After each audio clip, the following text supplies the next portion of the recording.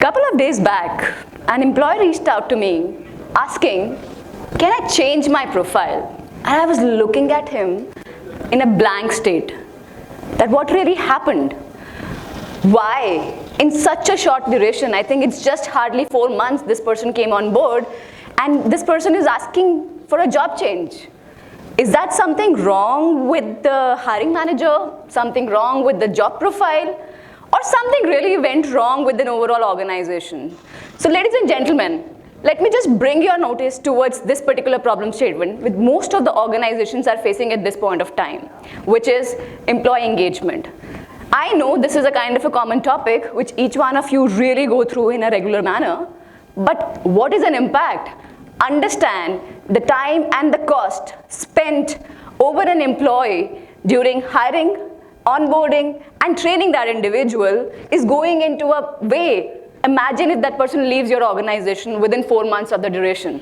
How it's not gonna impact the entire ROI and specifically the employer brand of the organization. So branding comes a very, very critical position for us, and it is important for us to ensure that we utilize these resources at the right place. So, what is employee engagement?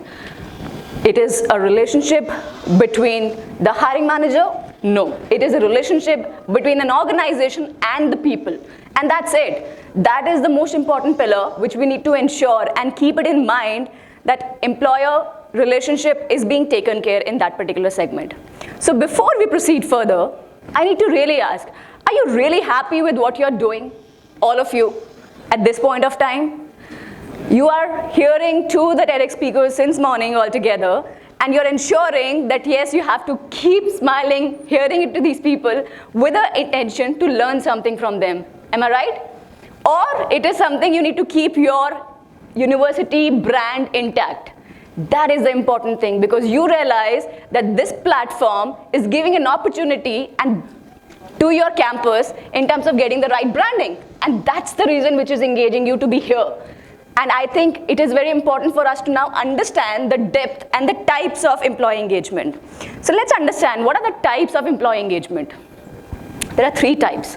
And if I talk about the statistics of the recent bigger organization, close to 35% of the people are engaged.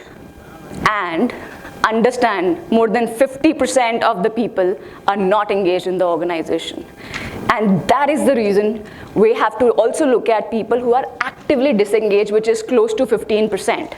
So the overall plan of action, if I say, is somewhere around 65% of the problem statement we are trying to solve today.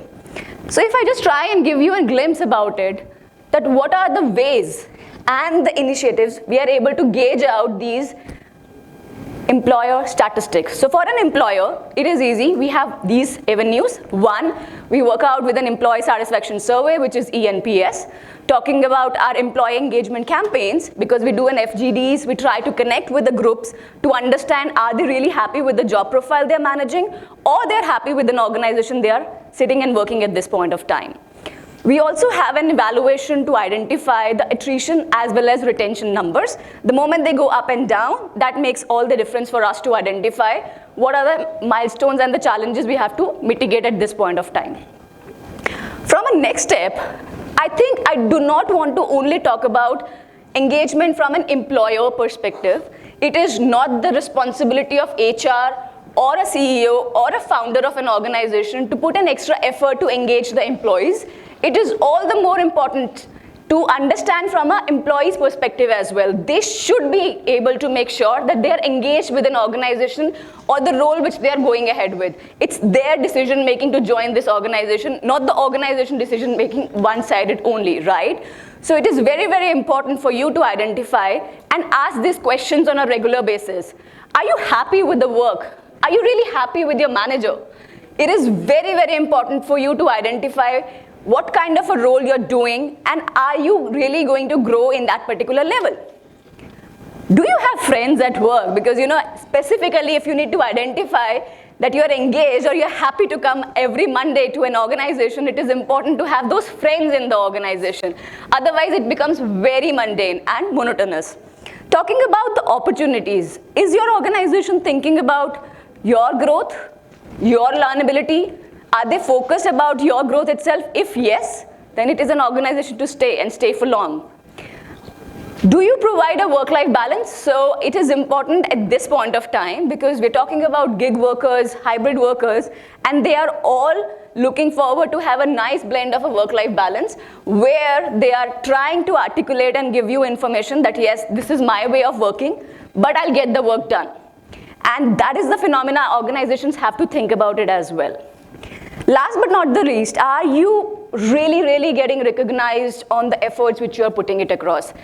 If these questions you're asking and somewhere around 60 to 70% they are coming into a positive traction, I would really want that you stay to that organization because they are putting in efforts for your growth as well. Don't always aspire to get 100% perfect combination of an organization. We hardly get that perfect combination back at home as well. So don't expect that much from an organization. It is important if 70% is somewhere nearby and it meets your organization or your individual purpose of life, that's where it comes into the picture. So I think to take it to the next level, I want to really talk about these 2 P's of engaging people. Do you really think 2 P's can really make the difference? Organizations are spending billions of money in engaging people with a lot of activities, trainings, actions on ground, but how come these 2 P's can make the difference altogether? Do you really think there could be a possibility of these 2 attributes which are going to blind it? And I want to make it clear. I can vouch and I can really say any organization, if they are following a right purpose and a good combination of these 2 P, any organization can have a very strong employee engagement statistics. And these are the one which I'm talking about. For the success, be it in your job, be it in your organization, you just need 2 things. One is people and the purpose. If you know your employees are clear about the purpose they are hired in this organization, the job profile they are hired for, and their aspirations to meet the organizational goal, that will meet the entire ballgame. I know this talk says very common sense. How come? Because this common sense is not really common right now. People tend to forget this basic traits altogether and they try to fancy out with a lot of other engagement activities, trainings, and lot more actions. We want to give ESOPs, we want to give these many perks altogether, but they forget about the right purpose, why they hire you. It is very important for you to understand that if we give a clarity to any individual from the beginning till the journey continues, what is the purpose you're hired? And I'll give you an example. There are few organizations who have beautifully curated the purposes of their organizations. Take a simple example. A purpose is meaningful and transforming lives. If you know you're part of a job and you're stuck somewhere, and you think that this particular job is menial, support, and I don't really enjoy it, that's not a meaningful work. You can quickly go back and ask your manager that I don't want to do this job because I was supposed to do a meaningful work, and that's the reason I was hired for. So when it comes to meaningful work and transforming life, if you have this purpose being curated on a day-to-day basis in any of your transactions, be it, I can tell you, no job will look smaller, no job will look bigger for you. You will be able to achieve it very clearly. So make sure that the purpose communication to the people is clearly articulated and being embedded into that. I'll try to give you few tips which are best practices working in the organization, which will help you meet the purpose as well as people combination pretty well. So the first one is clear communication. Everything starts from there and ends there. If you do not have a clear communication between a manager and the team members, you do not have a clear communication between the founder and the rest of the employees, there is a complete disconnect. So clear communication and build that human connect. It is very important for you to feel empathetic towards the people. During COVID, how people our organization were able to sustain is just because of clear communication. Are we working from home? Are we working from office? What are the platforms we are providing for communication? You've seen plenty of MS Teams, work days, and so many activities and the tools coming into the picture from a communication perspective. So clear communication is very important.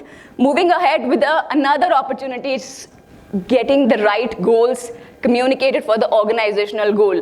If an employee who is hired in the organization, their goal is separate and not being articulated what is an organizational goal, you will end up missing out the boat. You will end up reaching to that particular organizational goal. So use of OKRs, ensuring that they understand the objectives and the key results, what they're going to perform.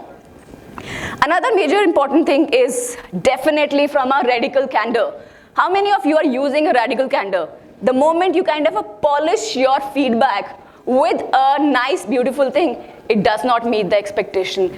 Be very clear to your people what is the kind of a feedback you want to give it to them, because it is for their success. It is for your organization's success. So if you manage these 5 to 6 blends, which is like giving a right work-life balance, making a hybrid people also work out better. You need to give them a clear objectives they are supposed to deliver on the ground. If you have these combinations and a right purpose, clearly communicated to people, that combination, and last but not the least, train your managers. At the end of the day, people don't really leave organization, they only leave managers.